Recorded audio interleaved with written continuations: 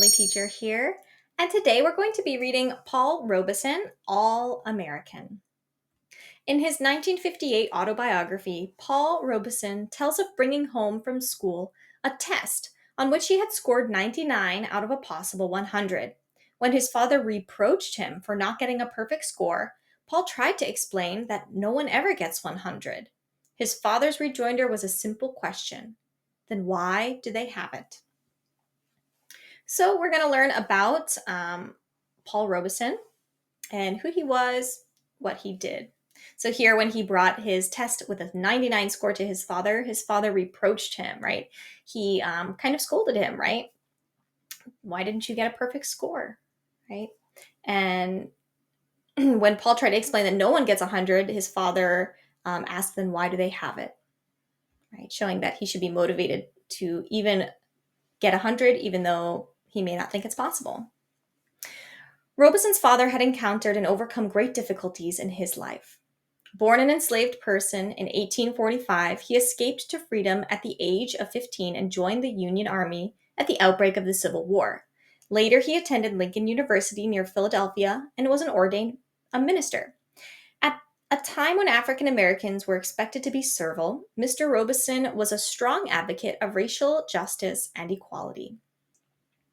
So, his father, Robeson's father, led a really difficult life, but he was able to get freedom at 15, join the army right when the Civil War started.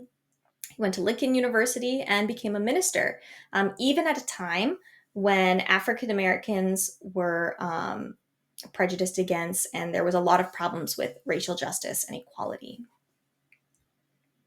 As Robeson instilled a strong sense of purpose and principle in his 8 children, he demanded much of them.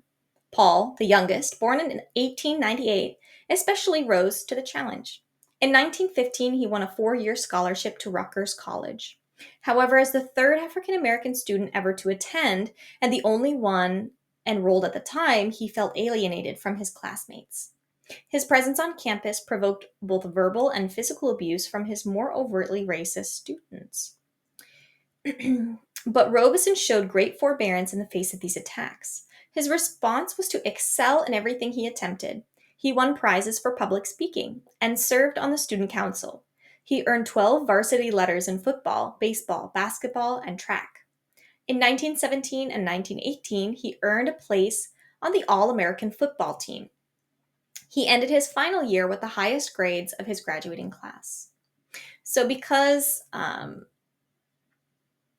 Robeson was very strong and went through a lot, he demanded that his children also strive to achieve greatness. So the youngest, Paul Robeson, Paul ended up achieving greatness through his college.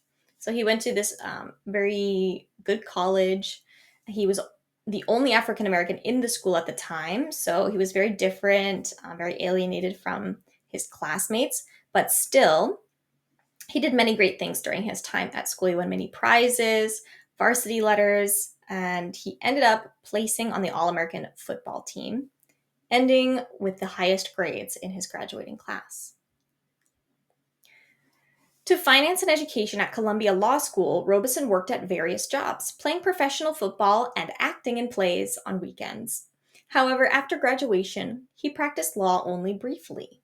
He was hired by a white law firm in New York City, but the pervasive racism he encountered led him to abandon that career. He believed he would be prevented from working effectively as a lawyer. Instead, Robeson began devoting his time to acting in plays and giving concerts in which he sang spirituals, the traditional folk songs of African Americans. His rich, deep, expressive singing voice, along with the friendly, warm rapport he developed with his audiences, made him a successful and popular performer. So he went to law school and acted in plays, but at the end of the day, he decided to just be a performer, and he became very, very popular because of his really good singing voice. Within a few years, Robeson's fame was worldwide. His performance as Othello marked the first Broadway appearance by an African American actor in that role. The production's 296 performances surpassed the record of any previous Broadway Shakespearean drama. Later in Showboat, when he sang Old Man River on opening night, the ovation he received was overwhelming. The song became forever associated with Robeson. So if you ever hear the song Old Man River, Robeson is the one who made it really, really popular. As he toured countries around the world performing in concerts and the theater, Robeson recognized similarities between the struggles of poor working people in America and those of people in other countries. Along with his regularly scheduled concerts, he often gave additional performances with a low admission price so that any who wished to hear him sing could attend. He refused to perform in theaters that had segregated seating. Through both song and speech, he conveyed a message of peace, freedom, and racial equality for all peoples. So he was a very kind and generous person. He wanted poor people to be able to come see his plays and hear him sing. So he made sure the ticket price was very low. And he refused to perform in theaters where they had segregating seating. So white people, one section, black people in another. He refused to have it like that. So he was really a man of freedom and peace and racial equality. Throughout the 1930s and the 1940s, Robeson was lionized wherever he went. Tens of thousands of people attended his concerts. However, after World War II, Robeson was deeply disturbed by the unfair treatment that he saw in his own country. Returning African American soldiers who had fought for the freedom of European citizens continued to be treated as second class citizens back in the United States. Robeson spoke out fervently against this, both in the United States and in other countries. So he saw the unfairness that people in the United States were treating the African American soldiers with, even though those same soldiers had been fighting for the freedom of European citizens during the war, the same as the white soldiers were. The United States government, regarding both his views and his words as inflammatory, acted. In 1950, his passport was confiscated. Robeson was vilified in the press as a communist because of his political beliefs. He was called gullible for his continuing support of and friendship with the Soviet people. After these attacks, his popularity with American audiences declined sharply.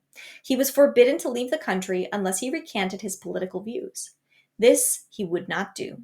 Concert halls, record companies, and television stations refused to have anything to do with him. These hindrances prevented him from continuing his life as an artist. So in 1950, they took away his passport. He was no longer able to leave the United States because the government thought that Robeson had political beliefs that were too intense or wrong, just because his beliefs were equality of others. So this made him become much less popular in the United States, and he was unable to continue as a singer. In 1958, his passport was returned, in part as a result of pressure exerted by his supporters in countries throughout the world. Robeson was able to resume performing in concerts and speaking his mind. He called his autobiography Here I Stand, and no one was ever in doubt where Robeson stood on the issues of racial equality and freedom. So, because of his supporters in other countries, 8 years later, in 1958, he was able to get his passport back, and he was able to continue performing. Thank you for reading with us today. We do have links that are related to each article. If you guys want the link related to this one here, you can find it down in the description below.